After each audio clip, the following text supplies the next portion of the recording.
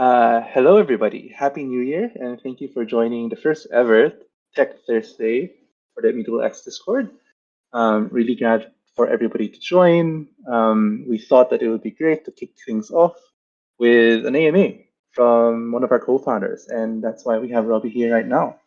Obviously, there's no need for any introductions. We'll just going through a bit of a process so that everybody's clear. If you have any questions, just post it in the community events text channel. We have a list of general questions already prepared, which I see will cover some of the questions you already have, and then we'll move on to audience questions. Now, moving on to Robbie. Robbie, I can't believe it was only around mid last year that Immutable X actually started. I'm pumped for 2022. How about you? Yeah, it is actually nuts. I think last year packed 5 years or 10 years of tech development into a single year. So it was really, really big. And it is hard to kind of remember the fact that Immutable X as a protocol only released, in April of last year, and our first external customers went live in July of last year. So all of the traction that we've built to date has been in such a short period of time. And obviously the product has been in development for much longer than that. But I think this bodes extremely well for, I think the most important thing you can do in crypto for success is have a fast pace of innovation and aggressive decision making. And that's what is necessary to keep up with the level of innovation that you see. So yeah, super excited. 2022 is going to be a big year. So yeah, let's go. Yeah, super crazy. All right, before we deep dive into the questions that are prepared, did you have anything you wanted to share to people here, or do you just want to go for it? No, I'll be doing a bit more of this year. I think it's really important to keep up an extremely direct line with everyone, who's part of this audience today. You guys are our core followers, users, contributors. You have the critical feedback that we need to succeed. And ultimately, the way that we are going to win as a company and help power the future of digital asset trading in a completely open and self-custodial manner is if we can have our community being evangelists on our behalf. And that means we have to do, right by you guys. We have to listen to you guys closely. So excited to do more of this. We're always completely transparent about our roadmap and what we're building. And yeah, excited to get into it. Definitely. It's definitely at least on Alina and my list this year to make sure we have a very solid content calendar. And I know some people already asked about socials, marketing, what we can do to make sure people are hyped, and that's definitely on the table. So don't worry about that. Okay, in that case, let's get on to the first question. Robbie, do you mind giving us your top highlights for 2021? What were the things you were most proud of? Yeah, of course. I mean, there was a lot. So I think you probably can't look past some of the flagship deals that we landed as a company, whether it was TikTok launching their first ever NFTs and being the only company to pass their security requirements as a protocol was a really, really validating move. I mean, to have TikTok go into NFTs, let alone choose a Ethereum-based layer 2 to do so, was massive. And we will have, I think, over the next couple of months, more news that is of this league to be able to share with you guys. So really excited to share that soon. Of course, I mean, a number of other customers we worked with have been really exciting as well, whether it's VV powering some of Disney and Marvel and Bond's IP, whether it was Playco, whether it's some of the biggest gaming customers we worked with like Ember Sword and Planet Quest. We are pretty much blown away by the response to Immutable X throughout the entirety of 2021. And I think it's proving out the fact that games care about security, they care about scale, and they care about living on Ethereum. And of course, as you all know, games is not just the future of Immutable. We see the vision as every single form of unique asset in the world or unique form of value ultimately being tokenized by NFTs. And the goal of the Immutable platform is to be the liquidity platform that allows you to get the best possible price for any one of those assets, whether it's a gaming item, whether it is a IP, whether it is a collectible piece of art, or whether it is a term deposit run by Goldman Sachs or some form of unique insurance contract. Ultimately, this is going to be how we trade everything. So I think big business development deals were really successful. And I'll call out one thing, which is pretty much all of this was done with one BD. So a shout out to our head of business development, Andrew Sorakovsky, but we've now scaled to more than 6, and this year we'll be scaling to more than 30. And similar sizes for our integrations and success teams. So we expect this to rapidly ramp up in terms of how many customers we can talk to and how many customers we can help build their NFT strategy for. The other big win I'd call out is the self-serve and product demand that was showcased for Immutable X. So the crazy thing that the craziest stat for me, and I think I shared this on the Immutable Twitter, is we went from 160 people November 1, building on Immutable's testing environment self-serve, so just coming in and building, to more than 800 today.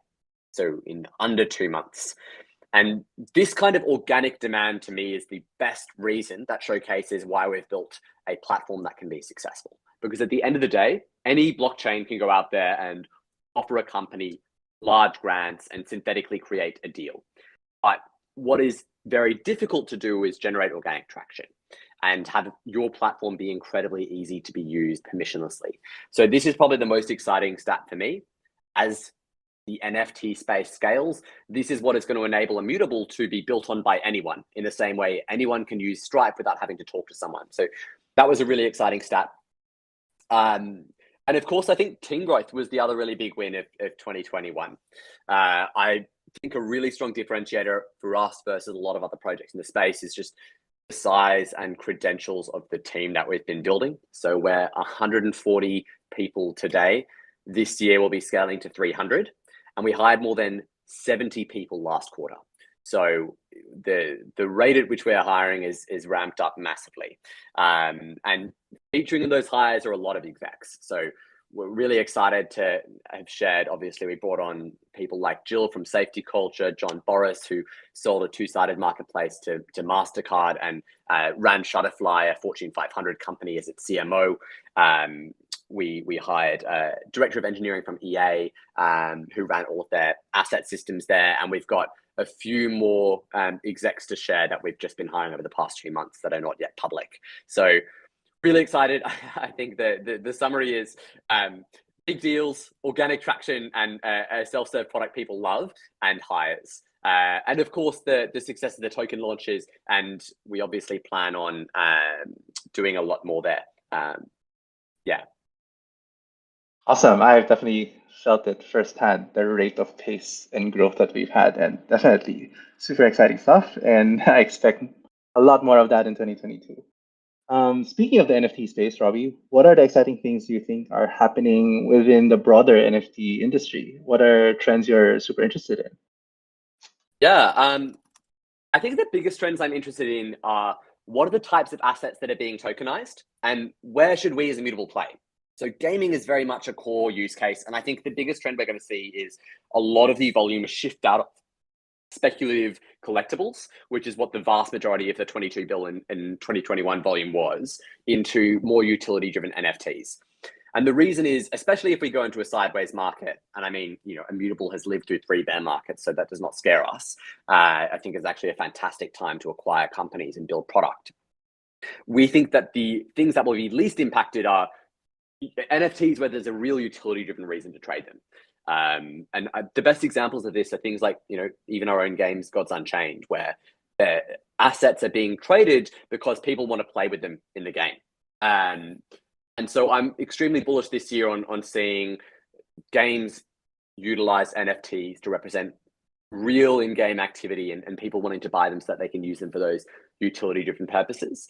The other trend I'm fascinated by is how will we see NFTs start to encapsulate more of traditional finance. We've seen so far a big push into centralized registry asset classes. So things like IP with, the music companies such as One Of moving into the space.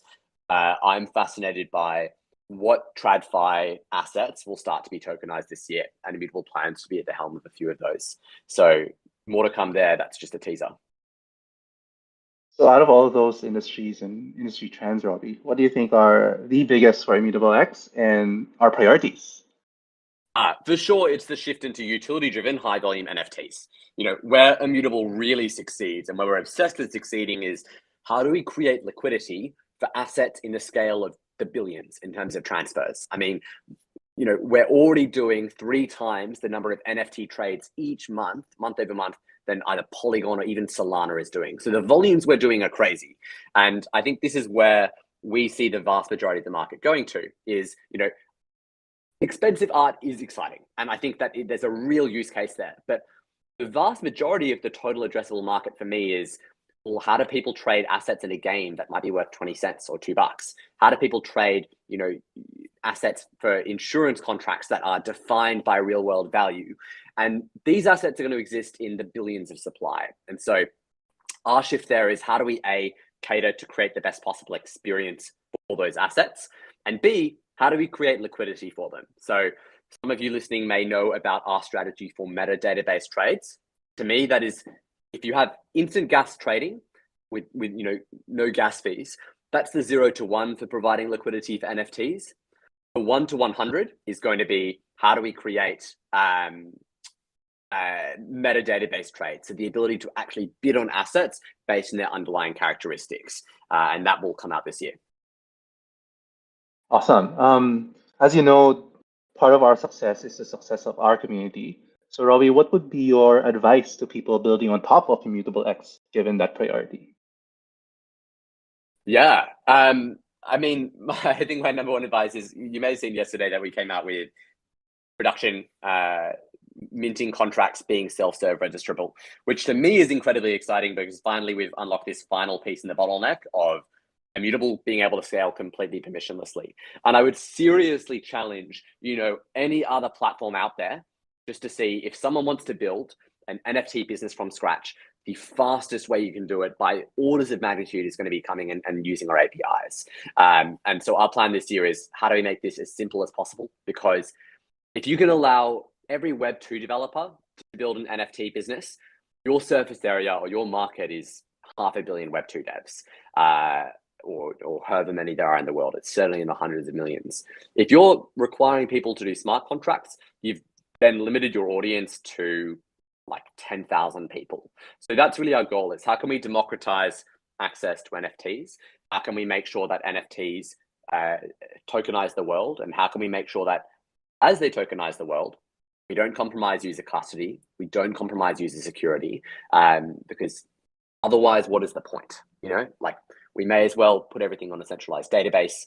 And we've seen the impact of this over the past 8 weeks, right? With Solana or Arbitrum going down for hundreds of hours, with a $600 million Poly network hack, and then a $24 billion Matic vulnerability. So it's very clear that security is core to what, it's now becoming table stakes for any business building. Awesome. Really exciting stuff. Now, those are all amazing and good things. Let's look at the flip side of the coin. What are the challenges, in your opinion, for Immutable X, and how are we dealing with it? Yeah, I think there's a few challenges. So right now, the biggest things we want to get done are improve the distribution of IMX in partner marketplaces. So obviously the OpenSea deal is really critical here. We're feeling good about this at the moment, and we should see movement quite early in 2022.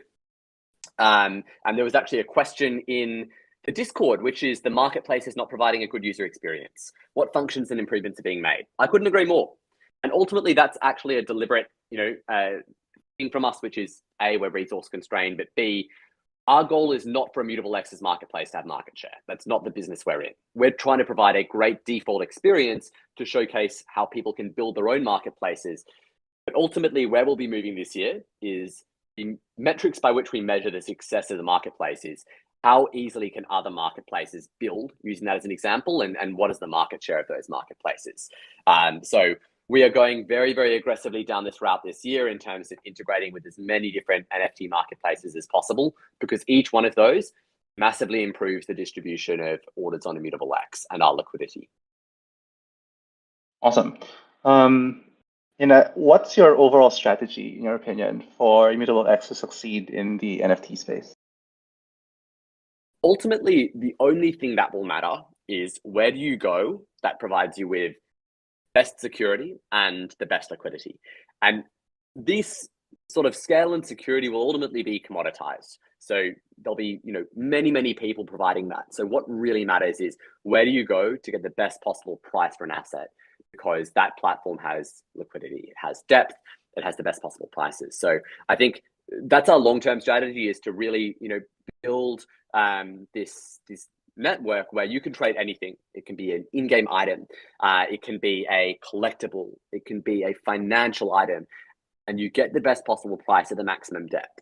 And really important to that is we don't compete for eyeballs, so we don't compete with marketplaces, we don't compete with trading experiences, which means that our goal is, if you're a Twitch streamer and you want to sell an item that you just used to win a Fortnite tournament, let's say it's a John Wick skin, you should be able to auction that in real time via a Twitch overlay to everyone watching that stream. And Immutable is compatible with that, right? You'd be tapping into Immutable's liquidity under the hood. Obviously, this is just a theoretical example. And so that's really core to our strategy, and why we think we're going to be able to create a great experience for businesses, because we can allow them global access to liquidity while allowing them to retain their own eyeballs. And this is also the case for, marketplaces. And I suppose that's goal number one. Goal number two is just build the best possible business with the best possible people and go to market extremely, extremely aggressively. So as I said, we're hyperscaling our business development, integrations, and success teams. Our goal should be, if you come to us, we can help get you to market by far the fastest. We can support your scale at any level, and we can get you the best possible secondary volume. So, to that end, expect more news from us soon in terms of some company-related announcements. And essentially, it's just, how do we create the best possible business to help games or other companies build a successful NFT project?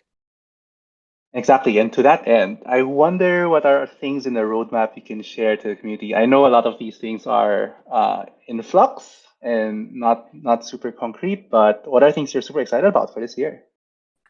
Yeah. So we've got the biggest deals we will ever announce that will be announced over the next month or so. I can't share anything on those yet, so apologies for teasing, but we're really, really excited about them. We've got a bunch of gaming businesses that we've already announced, and you probably saw yesterday that we did, I think, one of the biggest L2 sales ever with Gary V's book games, so VFriends, and we'll be working closely with them this year. That was, I think, 18 mil volume already in the first 48 hours, so that's super exciting. The biggest things in our roadmap, I think, are going to be, how do we add composability to Immutable X this year? We already have a massive community and a massive set of developers. We want to allow people to start building complex functionality on top of Immutable permissionlessly. That's kind of core. The best analogy I've heard is, as compound finance is to sort of interest, as is composability or open ability to build on something for technology development, because it allows these network effects to be established and for escape velocity essentially around functionality. So super excited about composability. We're really excited on the gaming side of the business as well, to ramp up Gods Unchained and Guild of Guardians.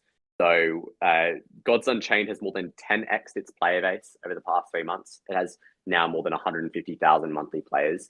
I think this is one of the largest crypto games by, it's easily in the top 3. And this year we want to take that to tens of millions and, have it become Axie-like in its success and become a platform for other games and content. So really excited about that. We've got a couple of executive hires on the gaming side that we'll be announcing over the next couple of months as well. And of course, Guild of Guardians has one of the largest crypto communities, and we'll be launching this year. And the entirety of that economy is designed around, how do we use trading at the core of the game. So really excited to see that. And I think the things that excite me about that is all of the IP we put into those games are shareable with our customers.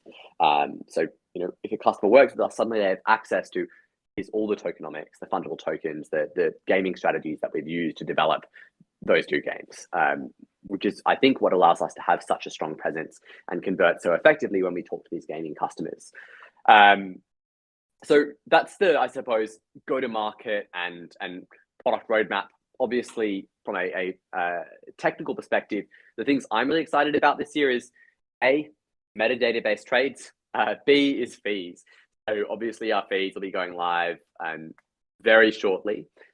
This will give a strong value prop to the token, as obviously we'll have a percentage of fees be required to be paid for in IMX, which is adding massive utility to that.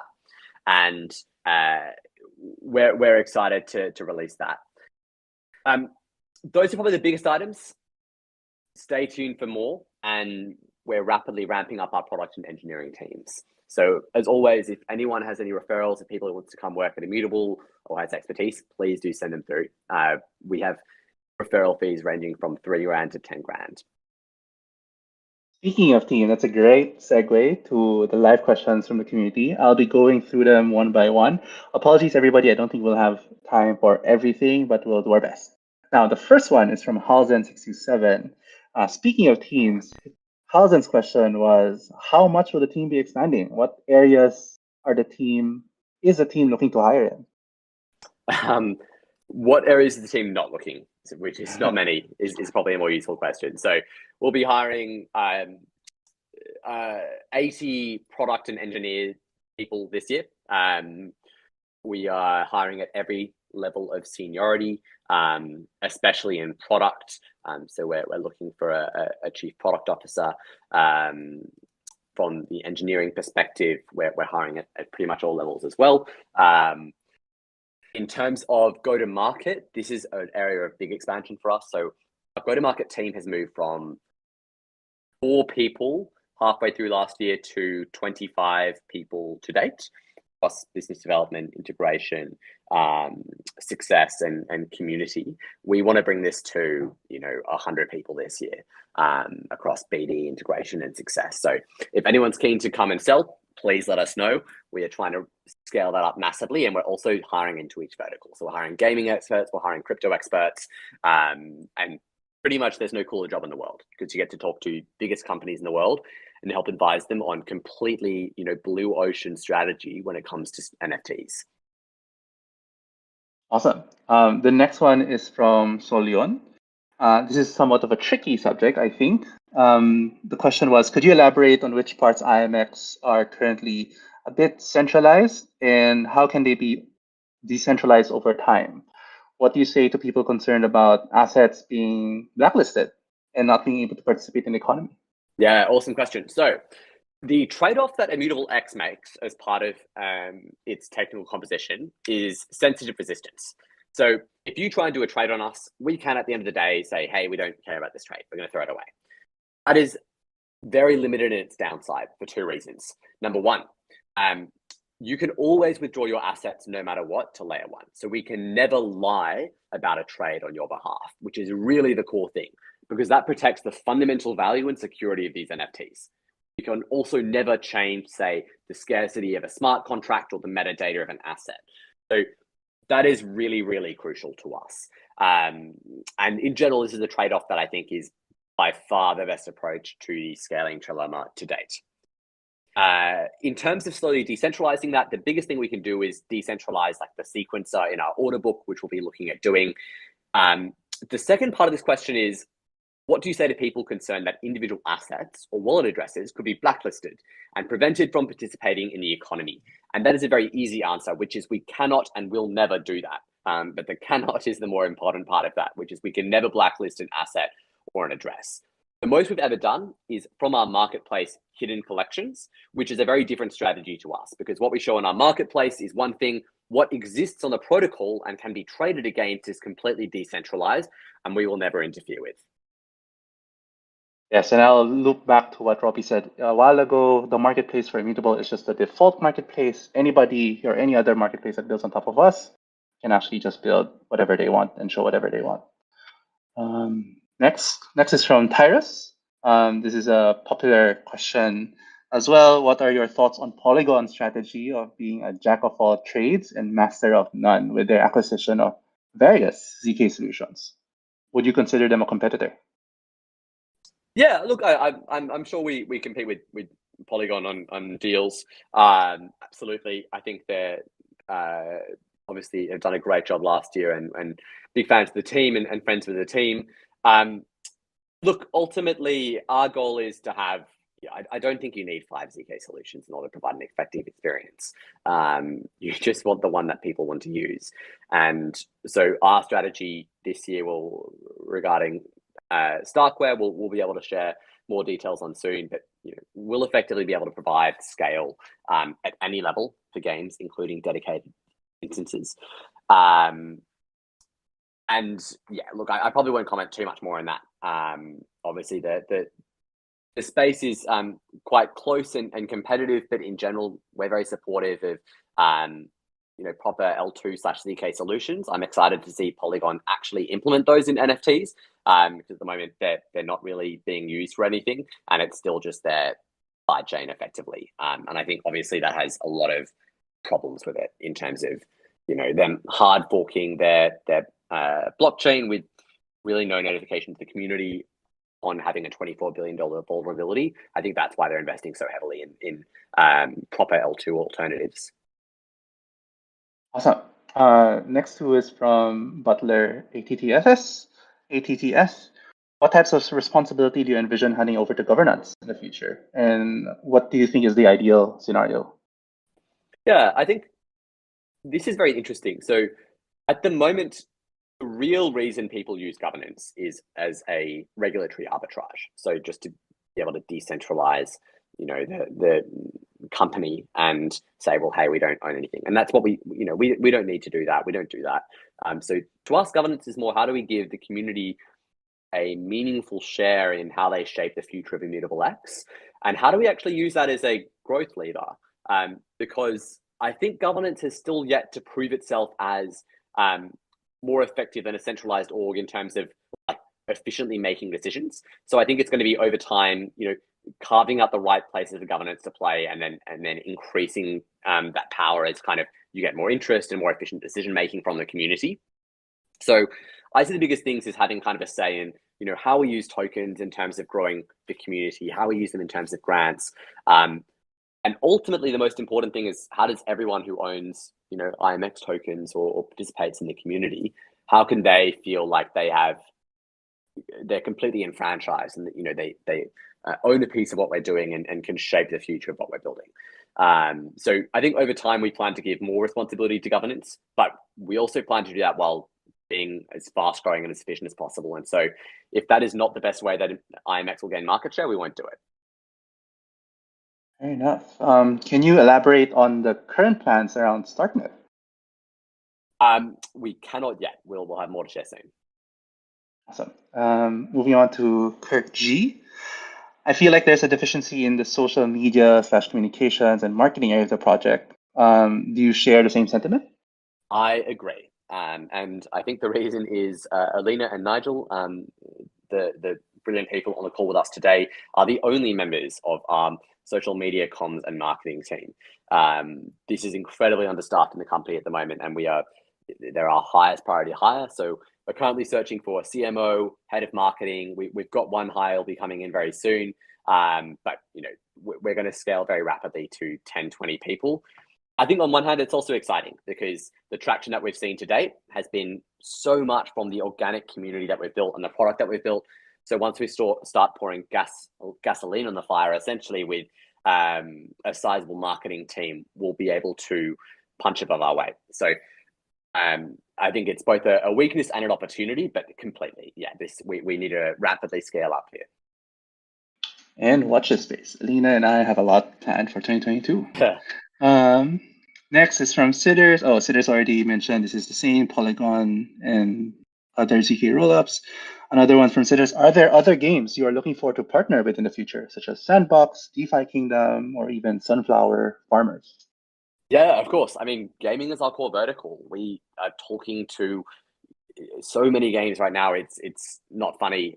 We have some really big announcements to make here soon. We've already obviously launched partnerships that will be launching this year with some of the biggest games companies in the world. And I actually think the biggest market that will emerge here is going to be the mid-market. So kind of games worth between 50 mil to sort of 500 mil, who are going all in on Web3 and NFTs. Because ultimately what we've found is the biggest determinant to someone's success is not are they a giant company, but how committed are they to actually using NFTs to change what they're doing, rather than just doing a press release and sort of a small dive in. So absolutely, please send us anyone if we're not talking to them. We talk to everyone.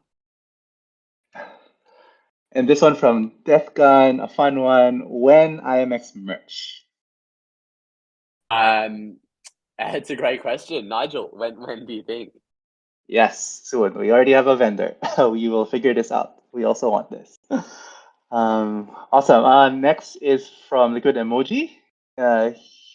Liquid was asking when daily IMX trading rewards, and will they be implemented as a retrospective for those who have been trading on IMX since the beginning? Sorry, Nigel, can you say that one again? I might drop out. No worries. Liquid Emoji's question was, when are we coming up with daily trading rewards for IMX? And when they are implemented, will they be retrospective for those who have been trading? Yeah, absolutely. I don't know if I can answer the retrospective question. This will be released very soon. So I believe the timing will be this quarter. It's obviously core. And if we're seeing the volumes we are today, imagine the volumes we're going to start seeing when everyone is earning IMX for every trade they do. But the thing that most excites me about this, and I actually should have added this into the roadmap, is every single partner who now launches on Immutable X has their volume turbocharged by, IMX tokens being rewarded to every single person trading. And that means, if we do a deal with a major company, a major games company, and they have 10 million users, suddenly every single one of those 10 million users owns a piece of this decentralized future. They have IMX. So that's the coolest thing to me, which it's probably the greatest community building tool in the history of the world. Awesome. It's super exciting, definitely. From Domokill, are there any plans for IMX to be on Coinbase NFT or LooksRare platform? Yeah, so I probably won't speak to any specific marketplace. What I can say is we are talking to pretty much every major NFT marketplace in the space. If there's someone we are not talking to, we'll grab an intro and start talking to them, because this is core to our strategy, is getting IMX supported everywhere as much as possible. Exactly. If you have intros, share it to us and our BD team. We'll be happy to take them. Here's from CryptoRod. I see a bunch of gaming projects listed as building on StarkNet, but also know of a lot that they say they are building on Immutable X. Just wondering what the difference is between building on StarkNet versus Immutable X, and why would you choose one over the other? Yeah, so I suppose building on StarkNet directly, some people may say StarkNet and they mean IMX. The difference would just be whether you're working directly with Starkware versus with us. Obviously, we think we bring a ton of value to NFTs. Where we wouldn't be the right choice is if you're doing like a DeFi app. So I don't know if you're building Compound. That's not what we're focused on. Awesome. A super popular question. When OpenSea? Is this still in the works? And what's the launch date? Yeah. Still in integration mode. We've actually just kicked that off. This is going well. I can't share a specific date, but we're looking good on this. Awesome. Any news on staking for the IMX coin from Wally31? Absolutely. Yeah. So staking will be coming soon. I can't give a particular date, but these are, if you look at our product roadmap, the most important things to deliver, which is how can we deliver fees, IMX rewards, staking, and make those exceptional experiences with people. Same from Wally, what's happening with Vivi? What's the integration update? So we've fully integrated with Vivi. So they're all minted on Immutable X. Trades are visible on Immutascan. Vivi does have strict licensing requirements. So they currently only allow trading of their assets inside the Vivi app or their native currency only. So any users of Vivi are receiving a custom custodial wallet when they install the app. and this wallet is used to control their assets. And what this approach does is it prevents orders or trades of VV assets from appearing elsewhere, so including in other marketplaces, etc. Over the long term, I think Economy will be looking to open things up. I can't speak on their behalf, obviously. They're probably best equipped to speak to the timing on this. This is not the way that the vast majority of customers use IMX, but we're more than happy to support this. And they've been a brilliant partner to work with. And hopefully we can keep you guys in the loop with that. Awesome. This is from Eric DS. Is there any update on the hiring of the head of tokens? I think he's seeing it from our jobs board. Why don't we just hire an agency like Delphi Digital? What's the intention of the hiring? Yeah, so look, we work with a bunch of agencies. There's nothing that can really replace having the right internal executive. So you can't really contract this stuff out. What we have done is, this is so important that we actually took our director of operations, Eddie, so one of our execs, and he will be jumping into this role full time until such a time that we've hired someone. So we've all kind of taken his other responsibilities and split them out, because this is really crucial to us. So yeah, we've filled this role internally. I'm sure we'd still be open to a hire if you find the right person externally, but we found this an incredibly tricky role to hire. Awesome. Next one is, this is an interesting one from Mikan99. Will Immutable X be available as a network in MetaMask? For example, Polygon mainnet? Awesome question. No, because we don't need to be. So the reason Polygon has its own sort of blockchain is it's like it's a different consensus mechanism. You're connecting to a different blockchain. We are built entirely on Ethereum. The way we work is as a smart contract built on ETH L1. And so we don't actually need to integrate even per se. It automatically works because you're just signing transactions directly on Ethereum. So obviously there are ways we can get more support with wallets like MetaMask by having IMX assets show up natively inside that wallet, but we don't need to have support in terms of switching blockchains, because that's not the way our architecture is designed. Awesome. And the next one is ERC20 tokens. When will those be available in the roadmap? So they're already available. You can already launch a project or an ERC20 on IMX and have them denominated as assets in IMX. I think we'll be making this permissionless this year, so you can register any ERC20 and kind of list orders for your assets inside that ERC20. Yes, exactly. Keyword there is we'll be making it permissionless sometime this year. Beanboy, what is being done to increase marketing of IMX projects and drive greater adoption of wallets to the platform? Yeah, so our strategy here is twofold. We're obviously a B2B business, as in businesses are our customers, but we're very much B2B2C, in that I view community as the number one thing we can cultivate in terms of helping to grow the success of what we're building. And that's because the larger community we have, the more we can any new game who comes to us can suddenly become part of the Immutable family. You know, everyone can go and try out that game. They can become early players. They can get early rewards. And so that's something we're definitely looking at moving more into the space this year. And then the second one is we're going incredibly aggressive on both marketing and GTM this year. So, I mean, expect the number of deals and partnerships we've been announcing to 10x this year.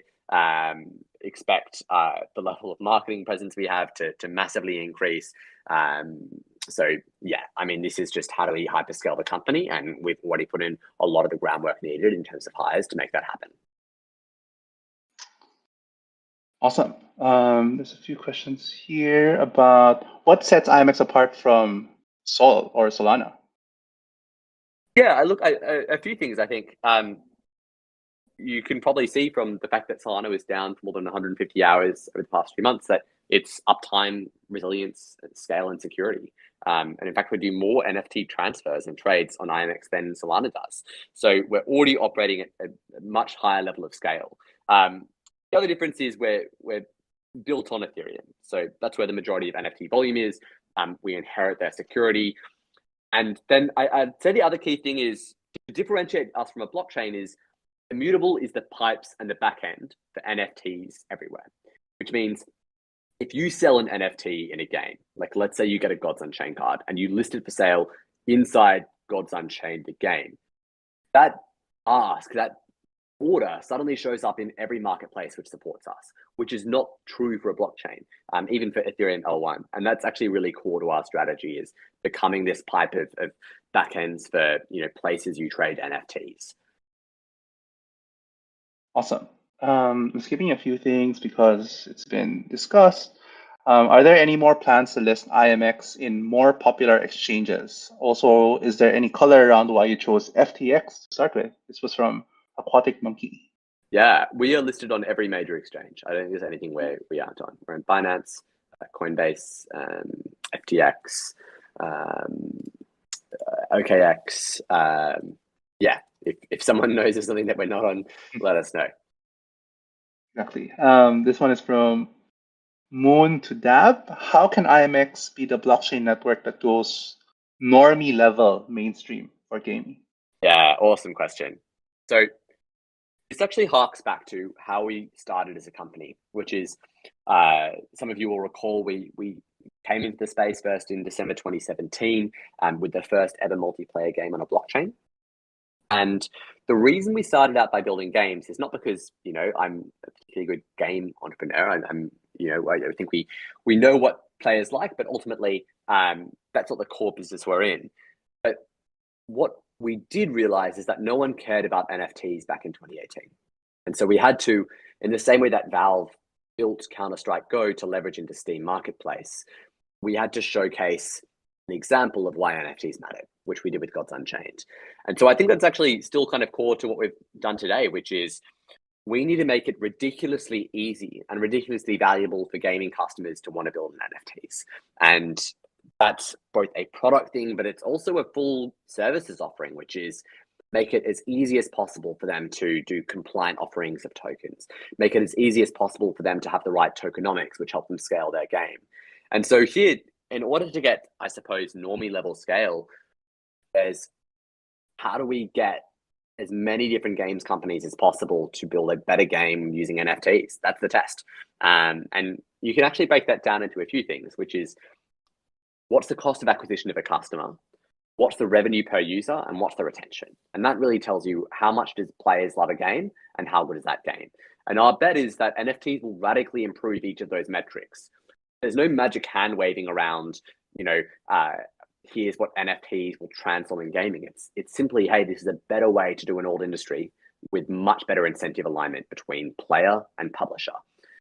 And of course, the other thing that I think is really exciting is breakout hits. So we want to work with 500 games so that 100 of those are big and 20 of those are massive sort of Axie level successes.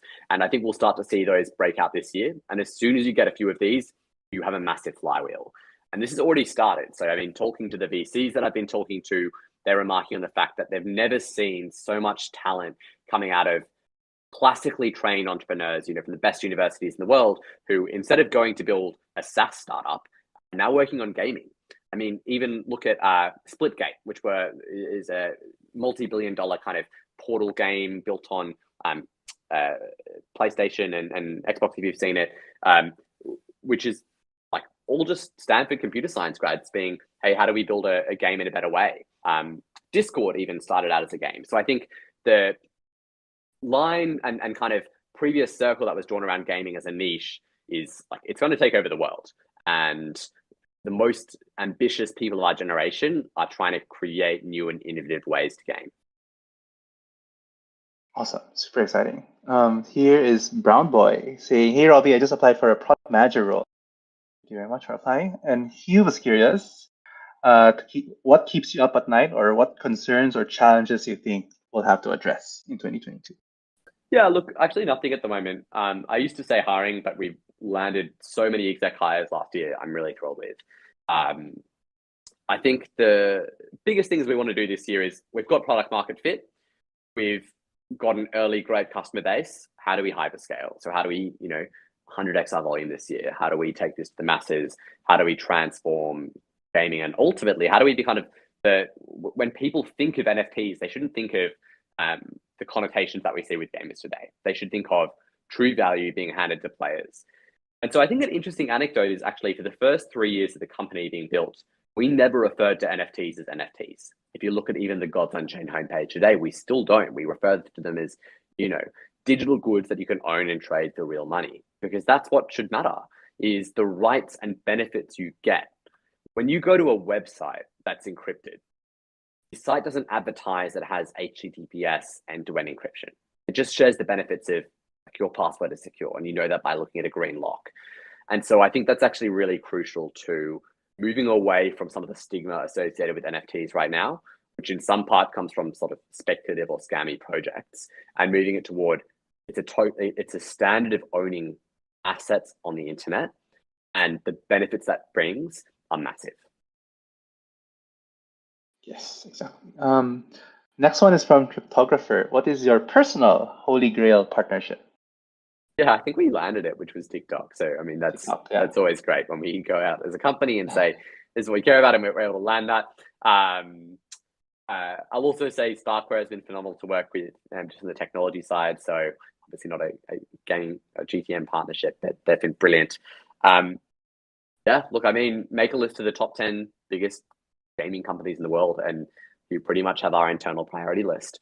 And then the thing I'm really excited about is this year showcasing the future of NFTs beyond just gaming and beyond just collectibles. How can we actually take trillion-dollar markets in the TradFi space and start to tokenize them?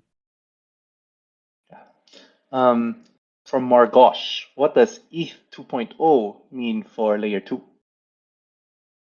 ETH 2.0 is very complementary to layer 2. So what it will mean is the proofs we upload are cheaper and faster, and it means Ethereum can become more efficient as a settlement layer. So you can expect a 20 to 50x improvement in throughput and cost on the ETH 2.0. Obviously, that doesn't touch the scale still necessary to kind of run a World of Warcraft, for example. But when combined with the scaling tech we do, Ethereum becomes a very, very, very compelling scaled blockchain platform in a modular mechanism. So I like to say that, ETH 2.0 plus IMX L2 is going to be completely unstoppable in the scaling offering. It can offer any customer of any size. Awesome. And this one is from Ramo. What about other on-ramp solutions? Aside from MoonPay, are there any other partnerships in sight? Yeah, nothing I can share right now, but we will be increasing our partnerships here. One of the core things we want to do this year is allow you to trade any asset on Immutable X peer-to-peer with credit card directly. So you won't even have to purchase ETH L2 in the middle. Awesome. Next one is from G's. As for UX and UI challenges, they pose a great barrier to entry. Will IMX be looking to create more seamless user interfaces to attract non-crypto and crypto natives? Yeah, I think, as I said before, some of this we will build ourselves, but ultimately this is not where we want to compete. We want to build the best possible protocol, and so we want the best possible UI to be built on top of that protocol. So if you're building something, reach out. We'd love to help you. And I think there'll be many, obviously, for instance, Immutable launched very recently. And so the goal is really how do we have incredible marketplaces, products, UIs built on top of the IMX protocol. Here is from Steven. It's been upvoted. Any direct L2 integration plans on exchanges?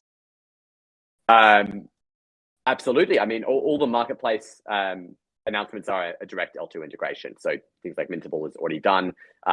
As I said before, we're working on all the major NFT marketplaces. Mm-hmm. Got it. This one. Price question from Sarkis. Do you think the IMX coin is undervalued in price at the moment? So I can't comment on that from a legal perspective. Yeah. Will you have launch pads that connects NFT projects with game developers? Absolutely. So, I mean, we already have many of these today. Some of the partnerships that we've made today with people like Superfarm or Collects, I mean, they're happy to help customers as they scale. And we'll have many, many more coming out soon. In fact, one of the announcements that I said that I think it'll probably be the biggest or the second biggest NFT news of the last year will be announced pretty soon. Sorry, there was a clarification on the L2 integration. What they meant was, is there going to be an L2 integration with, say, Coinbase or Finance so that they don't have to use layer one? Stephen, you will have to clarify that question again for me. Do you mean in terms of their NFT marketplace? Yeah. Happy to, let's move to the next question while we wait for that clarified. Yeah. Are the 20% protocol fees for being paid on IMX purchased from the open market? Is that live yet? Question mark. Yeah, so I mean, we have a bit of flexibility here. We obviously want to keep it as smooth as possible in terms of price impact. They will be ultimately purchased at the open market. Yep, and that's not yet live. So that will go live when our fees go live. Got it. And from Sid King, do you view your tokenomics as surging for public investors due to the high level of inflation? We have a hard cap supply, so no. Got it. Question, are you planning to add rentals to IMX? And is there an ETA? Okay, great question. Rentals are really interesting. I probably would have to check this with the product team. As far as my knowledge in IMX goes, it's almost nigh impossible to do a self-custodial, permissionless rental of an NFT. You have to collateralize it because once it's given, and you can't kind of have a pullback. Obviously, partners can build NFT rental systems on top of their games and experiences, which I'm sure people will.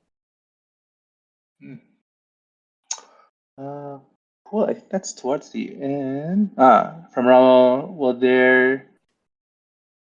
Yeah, it's still not clear. Will there be a way to come from the exchange directly from L2? I think what they mean is on-ramps from an exchange like Binance going directly to L2.